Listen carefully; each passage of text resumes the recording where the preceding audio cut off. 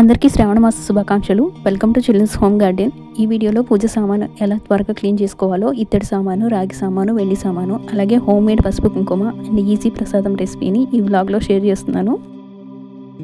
పీతాంబరి లేకపోయినా ఇంట్లో వాటితోనే పూజ సామాను చాలా నీట్గా క్లీన్ చేసుకోవచ్చు. దీనికోసం కొద్దిగా సాల్ట్లో 2-3 కాయలు నిమ్మరసము, కొద్దిగా డిష్ వాషర్ వేసి కలుపుకోవాలి. దీన్ని ఒక్కసారి ఇలా అప్లై చేయగానే మొత్తం చాలా నీట్గా క్లీన్ అయిపోతుంది.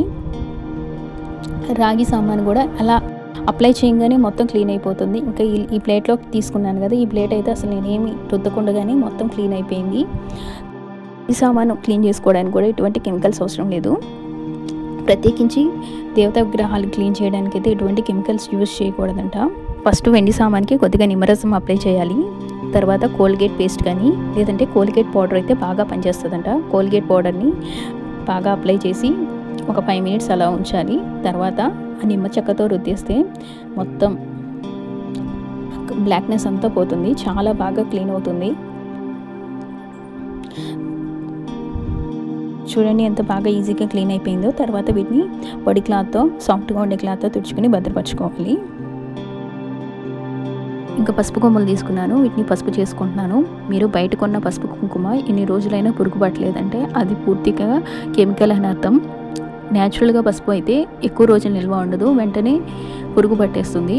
అందుకే పసుపుని ఒకేసారి ఎక్కువ మొత్తంలో పట్టించుకోకుండా ఇలా కొద్ది పసుపు కొమ్మలు తెచ్చుకుని బాగా ఎండబెట్టుకుని కొద్దిగా రోట్లో ఇలా దంచుకుని తర్వాత మిక్సీలో వేసి ఫైన్ పౌడర్లా చేసుకోవచ్చు.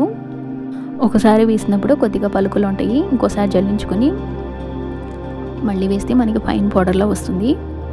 ఈ పసుపుని స్టోర్ చేసుకున్నాక ఇందులో కొద్దిగా తీసుకుని ఇంట్లోనే కుంకుమ తయారు చేసుకోవచ్చు.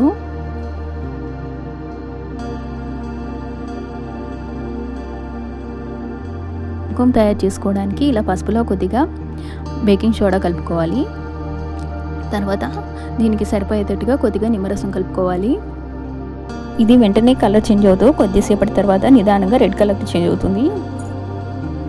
ఇలా రెడ్ కలర్లో ఉన్న కుంకుమని కొద్దిగా ఎండలో పెట్టుకోవాలి. పూర్తిగా ఎండిపోయాక మళ్ళీ ఇంకోసారి మిక్సీ పెట్టుకుంటే ఇంకా ఫైన్గా అయిపోతుంది. దీన్ని డైలీ బొట్టు పెట్టుకోవడానికి యూజ్ చేసుకోవచ్చు, పూజ చేసుకోవడానికి యూజ్ చేసుకోవచ్చు. పూజ చేసుకోవడానికి యూజ్ చేసేటప్పుడు ఇందులో కొద్దిగా పచ్చకర్పూరం కానీ జవ్వాదు కానీ కలిపితే చాలా బాగుంటుంది. చాలా త్వరగా చేసుకుని అటుకుల ప్రసాదం రెసిపీని చూపిస్తున్నాను. దీనికోసం ఫస్ట్ స్టవ్ ఆన్ చేసి కొద్దిగా నెయ్యి వేసుకుని డ్రై ఫ్రూట్స్ వేయించి పెట్టుకోవాలి. అదే ప్యాన్లో తర్వాత 1 కప్పు అటుకుల్ని దోరగా వేయించి పెట్టుకోవాలి. ఇప్పుడు అదే ప్యాన్లో 1 లీటర్ నీటిని తీసుకుని బాగా వేడి చేసుకోవాలి. ఇలా వేడైన నీటిలో ముందుగా నానబెట్టుకున్న సగ్గుబియ్యాన్ని కలుపుకోవాలి. నీళ్లు బాగా వేడయ్యాక సగ్గుబియ్యం వేయడం వల్ల అడుగు అంటకుండా ఉంటాయి, అలాగే త్వరగా ఉడుకుతాయి మనకి. ఈ సగ్గుబియ్యాన్ని కలుపుతూ సాఫ్ట్గా కుక్ అయ్యే వరకు ఉడికించుకోవాలి.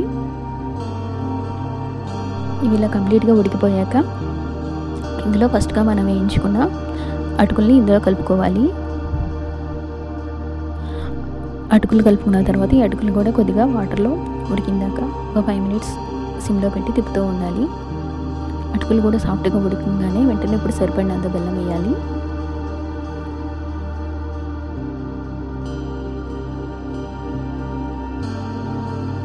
ఇంకా బెల్లం బాగా కరిగినాక కాచి చల్లార్చి పెట్టుకున్న పాలు పోసి ఒక 2 మినిట్స్ అలా కలిపేసి ఫ్లేమ్ ఆఫ్ చేసుకోవాలి. ఇది నైవేద్యంగా పెట్టడానికి చాలా తొందరగా అయిపోయే రెసిపీ.